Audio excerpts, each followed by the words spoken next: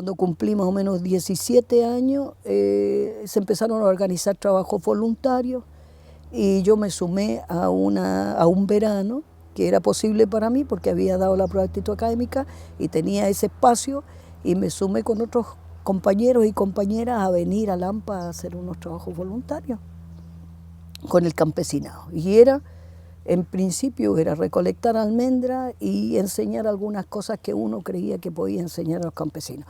A mí me correspondía más bien higiene, cosas así simples, qué sé yo, a ver cómo estaba la cosa con la gente. Antes los patrones usted tenía que sacarse el sombrero y saludarlos. Así era. Mi papá lo empezó a explicar a nosotros cuando Finado Allende se empezó a tirar las primeras veces, porque cuando se pegaban los piques Finado Allende para el sur. Y ahí andaban las propagandas, ¿no? Y que cuando estaba Cuba en la revolución decían que se iba a comer los niños, lo iba a mandar no sé a dónde. Y mi papá a nosotros lo inculcó siempre, todos nosotros. Siempre lo habló de los derechos de los trabajadores, los habló de cómo uno podía organizarse. En Lampa cuando yo llegué había efervescencia política, lo había.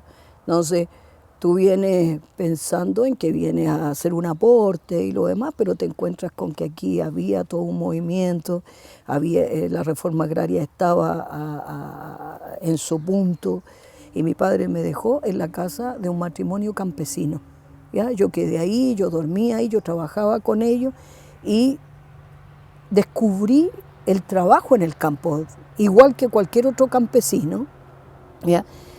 Y resulta que en ese andar, nosotros fuimos con todo ese grupo que había ahí, nosotros nos invitaron a una toma de un terreno y yo me sumé a esa toma, ¿ya?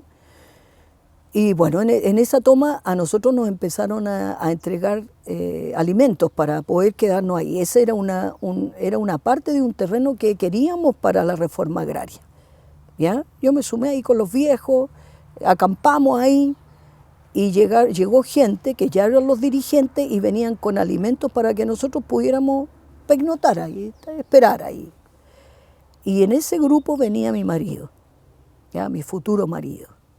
Para nosotros era un poco la liberación nuestra del yugo que teníamos, de los patrones, sobre todo el hacendado que no nos trataba muy bien ni tampoco los sueldos alcanzaban para vivir de buena forma. Además que éramos todas familias muy numerosas, así como la de mi padre era de 14 hermanos, mi padre a su vez también tuvo 12 hijos. Entonces, y los sueldos eran malos, las condiciones de trabajo eran pésimas.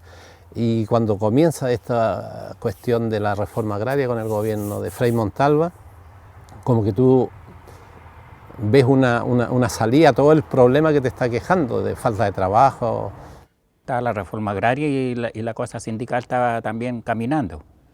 Ya se estaban haciendo los comités, los sindicatos, las federaciones, las confederaciones. Así que me puse a trabajar yo y después ahí uno de los compañeros me decía, oiga, amigo Orellano, ¿usted cuándo se va a inscribir en el comité? Ya estos días nomás a la reunión vamos a ingresar al comité. Yo ya tenía el comité hecho ya. Y después seguí otra vez, un día me dijo, oiga, amigo Orellano, ¿usted se va a inscribir en el comité o amarillo? Me dijo. Yo creo que fue la oportunidad de nuestra vida y nosotros, hasta donde pudimos, supimos aprovecharla, en poder, no sé, prepararnos como campesinos, poder estudiar un poco más, a pesar de que no íbamos a la escuela, pero el hecho de estar sindicalizado te hace aprender cosas, te hace más grande cada día. Habían 4 asentamientos acá en Santa Sara. Entonces yo caí en el asentamiento de Santa Sara, la 1 se llama. Está el molino, que era esta parte, la Parva y la Achira.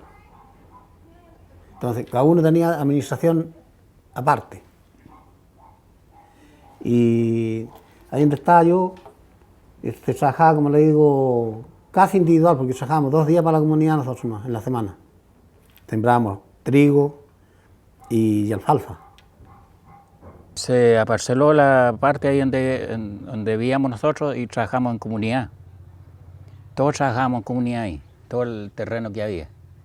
Así que de ahí nosotros se compraron maquinaria, se plantaron se plantaron árboles, duraznos, damasco, se hizo lechería, teníamos como unas 80 vacas. Así que todos se trabajaban en comunidad y se seguía con un libro, cuando se llama, anotar el día que trabajaba y el día que no trabajaba.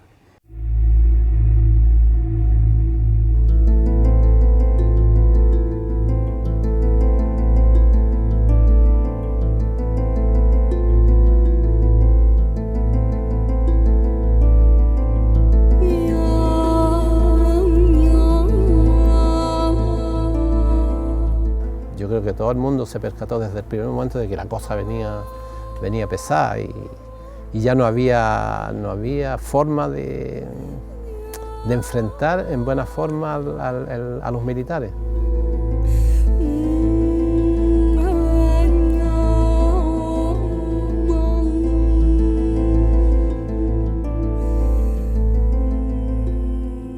Y el día del derrocamiento, yo iba a la Confederación.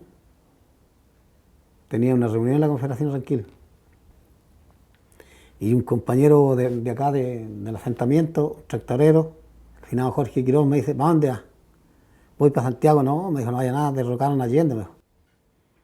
Y el golpe a nosotros nos deja completamente huérfanos de todo, absolutamente de todo. Como familia nos quedamos enganchados en un pueblo como Lampa, solo, muy solo.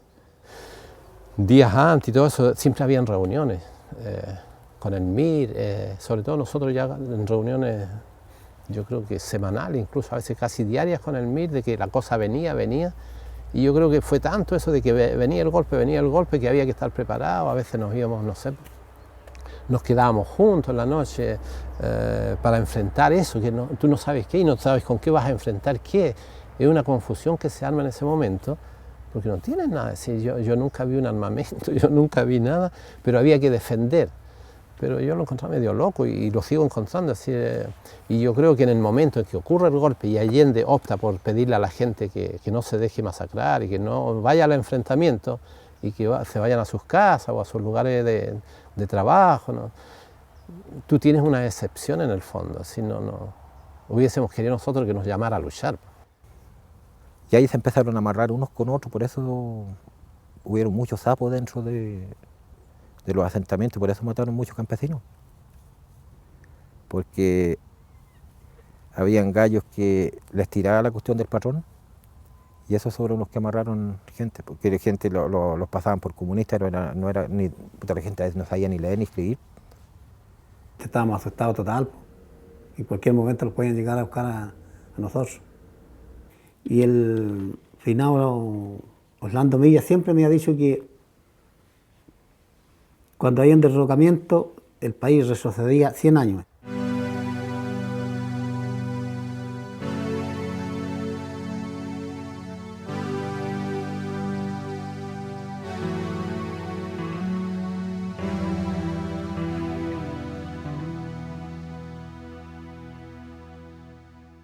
Y nos llevan nuestros hombres.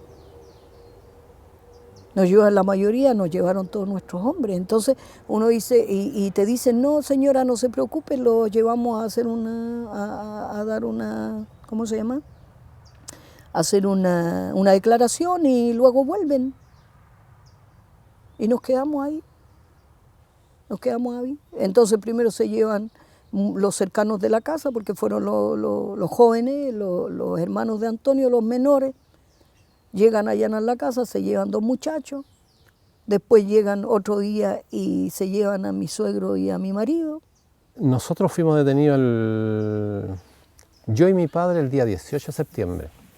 Y mis hermanos, Víctor, que después fue fusilado en la Rotonda Grecia, él fue detenido el día 17, el día antes, con mi otro hermano que hoy vive en Bélgica, Juan Domingo. Mi marido fue a trabajar el día 11. Cuando yo, como le cuento, yo estaba planchando cuando escucho las noticias y después veo que llega mi marido y me dice, ay, Eliana, me dice, no sé qué es lo que pasa. Y se vino con varios compañeros para acá. Y estaban sentados conversando en el living. Entonces aparecían los bandos nomás, po. Se advierte a los ciudadanos que cualquier acto de sabotaje, en todo tipo de actividades nacionales, como empresas, fábricas, medios de comunicación o de transporte, etcétera, será sancionado en la forma más drástica posible, en el lugar mismo del hecho y sin otra limitación que no sea la determinación por las autoridades del caso del o los responsables. Y salió el día 17 a trabajar. Le dijeron que el día 17 saliera a trabajar, que ya se normalizaba todo y quedaba todo tranquilo. Y llega un de estos de paracaídas, llega a la municipalidad y ahí lo buscan. Según dicen, no sé, yo no lo vi, andaban con un libro y dijeron a Malindo Baiza. Arriba, le echaron al camión. Me allanaron mi casa, yo los vi, eran los boinas negras, venían con sus jeeps, llevaron la gente, sacaron a todos los campesinos, pusieron en fila, les quitaron todas las escopetas que habían, que siempre hay escopetas en las casas de los campesinos. Yo me imagino que eso se lo sumaron a ellos como cargo, no lo sé. El día 19 se llevaron a mis dos hijos, a los más chicos, a Juan Domingo y a Víctor Joaquín. Y lo llevaron a Joaquín, lo mataron el día 20 de septiembre. Y a mi marido lo mataron el día 19 de septiembre. Del asentamiento aquí en La Parva, ahí, el ejemplo campesino, parece que es el verdadero nombre de La Parva. Tomaron a varios detenidos, pero el que estuvo más complicado de todo fue Rigoberto Orellana. Él lo tuvieron en el regimiento ahí en Peldehue. Estaba en la casa cuando en la noche me golpearon la puerta y ahí me sacaron los milicos a mí. Y ahí ya me sacaron, que andaban con un funcionario de Cora y andaban buscando a un canal que era del MIR, yo lo conocía así ese. Pero siempre tuvimos discrepancia porque en la acusación sindical nosotros siempre decíamos que los dirigentes que eran elegidos son los que tenían que dirigir la cuestión, no llegar otra persona y decirle que había que hacer esto. Él, si quería trabajar, tenía que trabajar con nosotros. Y así que de ahí me amarraron a mí, sacaron zapatos, toda la cuestión, y llevaron a Peldehue. Toda esa historia que nace en el momento de rabia, de impotencia, de que haya ocurrido algo tan atroz no sé, no tan solo con nosotros. Conmigo me da lo mismo, es decir, que me hayan golpeado tanto. A lo mejor yo me lo busqué por pensar diferente a lo que ellos estaban pensando. No lo sé. Me importa menos eso, los golpes que yo recibí, pero que hayan golpeado a otra gente, a mi padre, que nunca le hizo daño a nadie, que no, mi hermano, los otros compañeros, gente. Lo que me duele, yo creo que de sobremanera, es el tratamiento que le dan a las mujeres en el estadio. Cuando nos querían ablandar a nosotros, las violaban delante nuestro.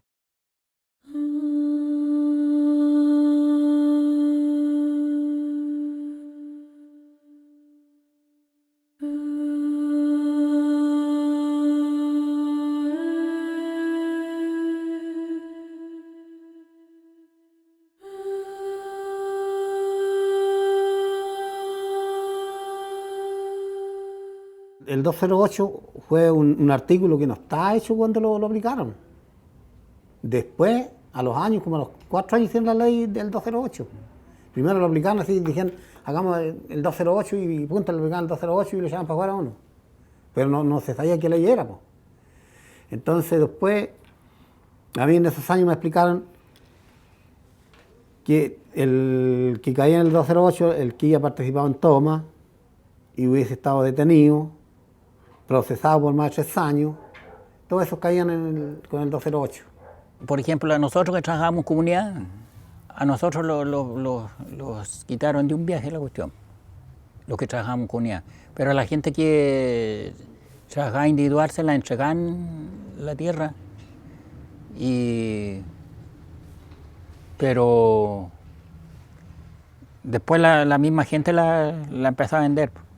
Y la gente no sabía qué es lo que era una organización, no sabía qué es lo que era nada, por eso que tampoco se lo comía cualesquiera, pues. Por ejemplo, usted no estaba capacitado para ser dirigente, ese es el fracaso.